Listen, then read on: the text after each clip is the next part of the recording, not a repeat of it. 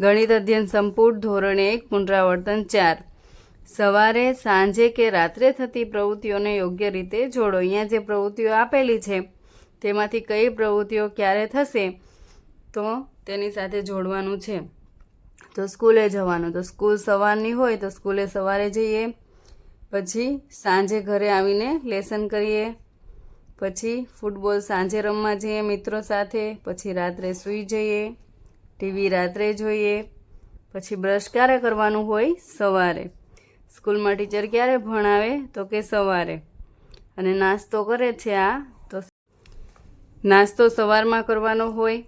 તો આવી રીતે સવાર, સાંજ અને રાતની જે પ્રવૃત્તિઓ છે તેને જોડવાની છે. ત્યારબાદ ઋતુ સાથે યોગ્ય વસ્તુઓના જૂથને જોડો. તો આ છે ઉનાળો. તો ઉનાળામાં આપણે તરબૂચ, આઈસ્ક્રીમ, કેન્ડી એવું બધું ખાઈએ, સૂરજદાદા તપે. પછી આ છે શિયાળાનું ચિત્ર છે. તો શિયાળામાં શું શું જોઈશે? તો સ્વેટર, હાથ પગના મોજા, ટોપી. પછી આ ચોમાસાનું ચિત્ર છે. જો વરસાદ પડે તો વરસાદમાં શું જોઈએ? રેનકોટ, છત્રી. તેની સાથે જોડીશું. પ્રશ્નોના જવાબ આપો. શિયાળામાં તમારા દાંત ઠંડીથી કડકડે છે? તો કે હા, કડકડે. ઉનાળામાં ખુલ્લા પગે ચાલવાથી તમારા પગ દજાય છે? તો કે હા. શું તમે ઘણા દિવસો સુધી વરસાદ પડતો જોયો છે? તો કે હા. વધુ ઠંડી પડે ત્યારે પંખો ચાલુ કરો છો? તો કે ના. ઉનાળામાં વરસાદ આવે છે? તો કે ના. ચોમાસામાં વરસાદ આવે, ઉનાળામાં ગરમી થાય. ગણો અને લખો. તો 1, 2, 3, 4, 5, 6, 7 અને 8. તો કેટલા પથ્થર છે અહીંયા? 8. પછી 1, 2, 3, 4, 5, 6, 7 અને 8. હવે બે ભેગા ગણીએ. તો 1, 2, 3, 4, 5, 6, 7, 8, 9, 10, 11, 12, 13, 14, 15, 16. તો અહીંયા કેટલા આવશે? 16. 8 ને 8, 16. પછી બેટ છે. 1, 2, 3, 4, 5, 6, 7, 8, 9. તો અહીંયા આપણે 9 લખીશું. પછી 1, 2, 3, 4, 5, 6. તો અહીંયા આપણે 6 લખીશું. પછી જોડે ગણીએ તો 1, 2, 3, 4, 5, 6, 7, 8, 9, 10, 11, 12, 13, 14, 15. તો અહીંયા આવશે 15. ત્યારબાદ ગણો અને જોડો. વચ્ચે સરવાળાની નિશાની છે એટલે બે જોડે ગણવાના અને જોડી દેવાનું. 1, 2, 3, 4, 5, 6, 7, 8, 9, 10, 11, 12, 13, 14. તો 14 સાથે જોડવાનું છે. પછી 1, 2, 3, 4, 5, 6, 7, 8, 9, 10, 11. તો 11 સાથે જોડીશું. 1, 2, 3, 4, 5, 6, 7, 8, 9, 10, 11, 12, 13. તો 13 સાથે જોડીશું. 1, 2, 3, 4, 5, 6, 7, 8, 9, 10, 11 ને 12. તો 12 સાથે જોડીશું. આવી રીતે ગણતરી કરી અને જોડવાનું છે. ત્યારબાદ સાગર પાસે 16 પેન છે અને રમીલા પાસે 10 પેન છે. તો બંનેની ભેગી મળીને કુલ કેટલી પેન થાય? તો 16 વત્તા 10. બંનેની ભેગી કીધી છે એટલે 6 ને 0, 6 અને 1 ને 1. બગડ છગડ 26 પેન થાય. એક બોક્સમાં 17 કેરી છે અને બીજા બોક્સમાં 15 કેરી. તો બંને બોક્સમાં કુલ કેટલી કેરી થાય? તો કે એક બોક્સની 17 વત્તા બીજા બોક્સની 15. તો 5 ને 7, 12. તો 12નો બગડો. પછી અહીંયા એક વધી ચડશે. પછી 1, 2 અને 3. તો કેટલી કેરી થશે? 32 કેરી થશે. પતંગની ગણતરી કરો. તો 1, 2, 3, 4. તો એનો ચોગડો અહીંયા. પછી બીજા ખાનામાં 1, 2, 3, 4. તો એના 4. પછી 1, 2, 3, 4. તો એના 4 અહીંયા. 1, 2, 3, 4. તો અહીંયા અને 1, 2, 3, 4. તો બધી ભેગી ગણો.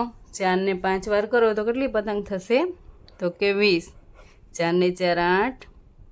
4 એકા 4, 4 દુ 8, 4 તેરી 12, ચોકું ચોકું 16, 4 પંચા 20. તો 4 કેટલી વખત છે?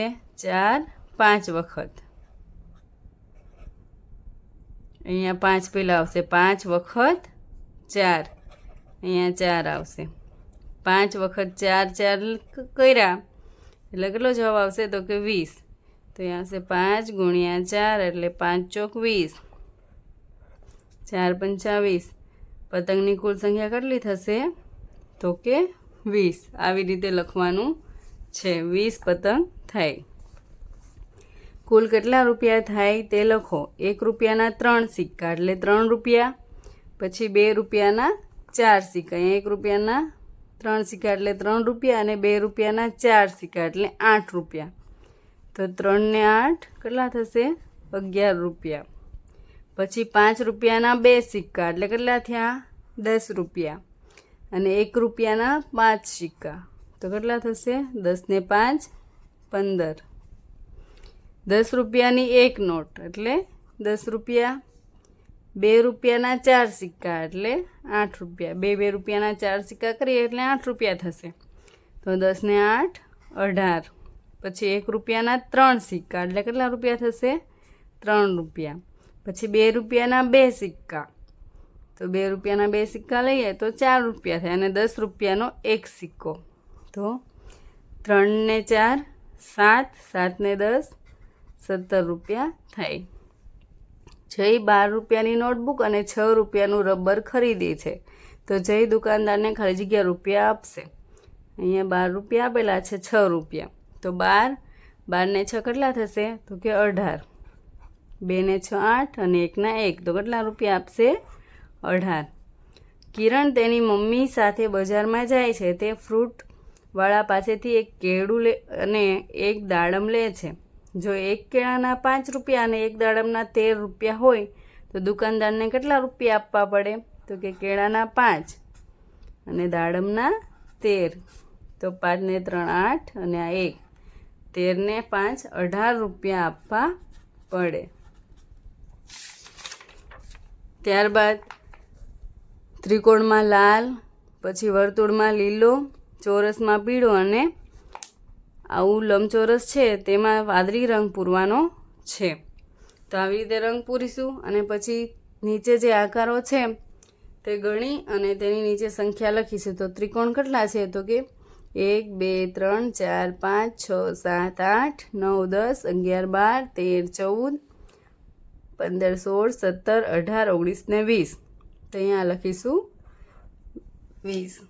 પછી ચોરસ. તો ચોરસ કેટલા છે? 1 2 3 4 5 અને 6. તો અહીંયા લખીશું 6. ત્યારબાદ વર્તુળ. તો વર્તુળ કેટલા છે? 1 2 3 4 5 6 7.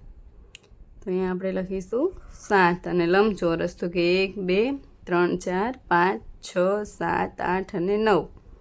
તો અહીંયા લખીશું 9. જે આકારોની સંખ્યા સૌથી વધારે છે તે દોરો. કોણ વધારે છે? તો કે ત્રિકોણ. તો આપણે ત્રિકોણ દોરીશું. સંખ્યા સૌથી ઓછી છે તે અહીંયા દોરો. તો ઓછા કોણ છે? તો કે ચોરસ. તો અહીંયા આપણે ચોરસ દોરી દઈએ.